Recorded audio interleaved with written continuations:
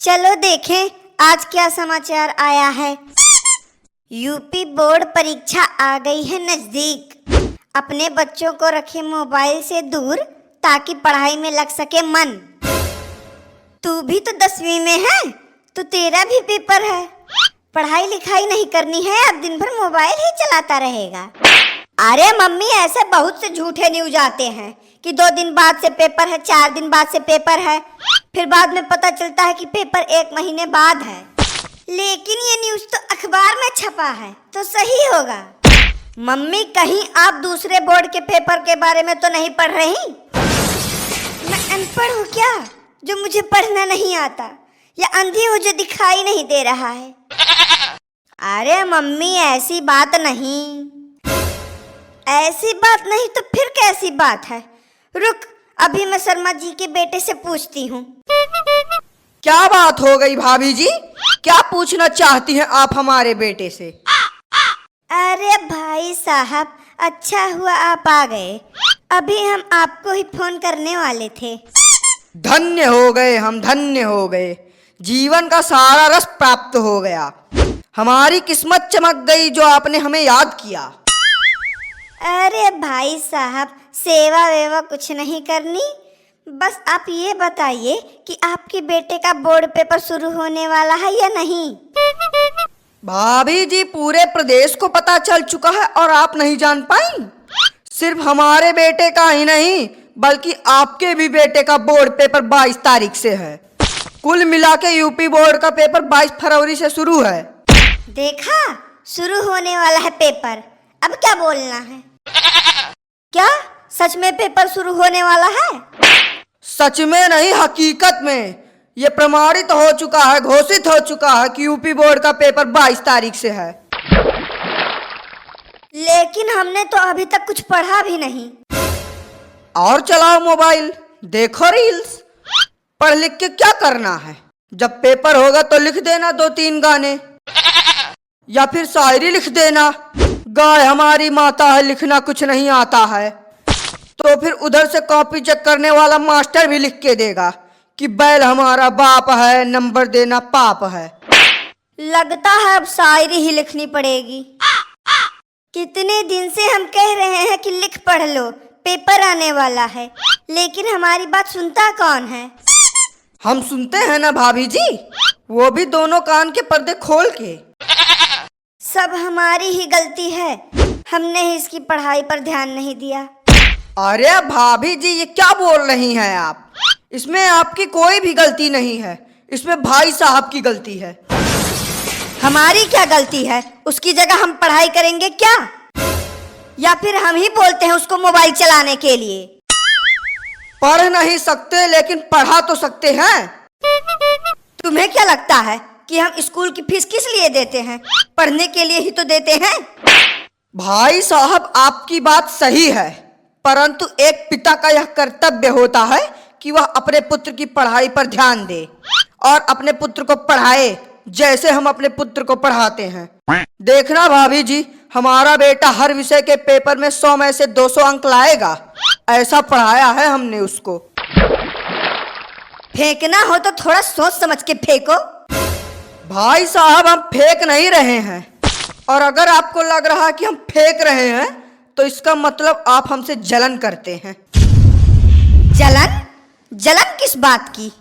हम तुमसे सस्ता पहनते हैं कि तुमसे सस्ता खाते हैं या तुमसे सस्ता हगते हैं जो हमें तुमसे जलन है? पहनते और खाते तो आप हमसे सस्ता ही हैं, हगने का पता नहीं।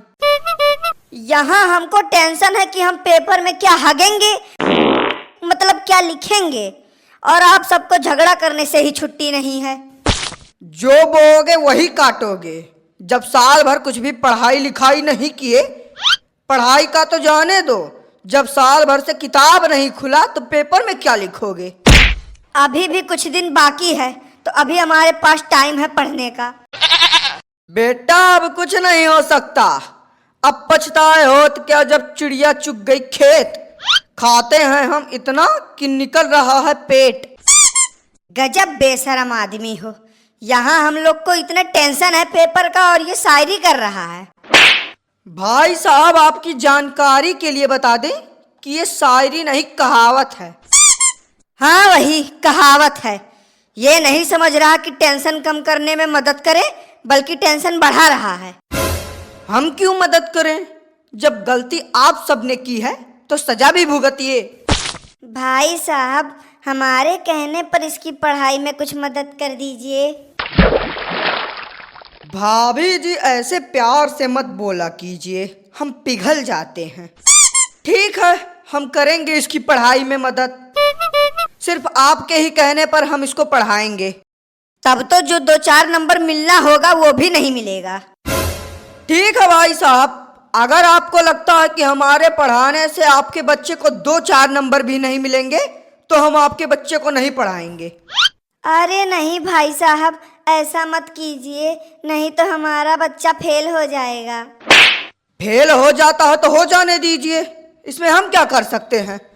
जब भाई साहब को हम पर भरोसा ही नहीं है तो हमारे पढ़ाने से कोई लाभ नहीं है। आप भी ना छोटी छोटी बातों का बुरा मान जाते हैं। उनकी बातों पर ध्यान मत दीजिए, हम आपसे कह रहे हैं, प्लीज प्लीज प्लीज। भाभी जी आप भी हमारी दुखती नस पकड़ लेती हैं। क्या करें, अब आपकी बातों को हम टाल भी नहीं सकते। हे दुखती नस, जरा इधर देखो। पहले ये बताओ कि इस बात की क्या गारंटी है कि तुम्हारे पढ़ाने से हमारा लड़का पास हो जाएगा? गारंटी? अभी भी शंका बनी हुई है। आपकी शंका दूर करने के लिए मैं आपको स्टाम्प पेपर पर लिख कर दूंगा, तथा मैं टिंकू शर्मा ये प्रतिज्ञा लेता हूँ कि यदि मेरे पढ़ाने से आपका पुत्र परीक्षा में अनुत्तीर्ण होता है तो मैं जूते चप्पलों की माला पहनकर सरेआम बाजार में नंगा घूमूंगा। परंतु यदि आपका पुत्र उत्तीर्ण होता है तो यह क्रिया आपको करनी पड़ेगी। हम क्यों नंगा होकर घूमे? भाई साहब, आपकी शंका दूर करने का सबसे सही तरीका यही है, हम में से किसी एक को अपने वस्त्रों का त्याग करना पड़ेगा। अरे यार, तुम मदद कर रहे हो या बेइज्जत? जो भी समझिए, आपकी इच्छा। घूम लेना एक दिन नंगा होकर, क्या फर्क पड़ता है? वैसे भी गर्मी में तोंद निकाले इधर उधर घूमते रहते हो। वाह भाभी जी, आपकी इसी बात पर तो हम दीवाने हैं।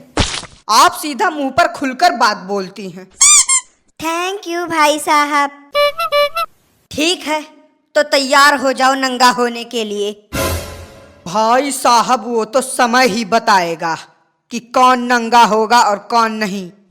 और हाँ, एक बात और कहनी थी, अपने लिए जूतों और चप्पलों की माला बनवा कर रखिएगा।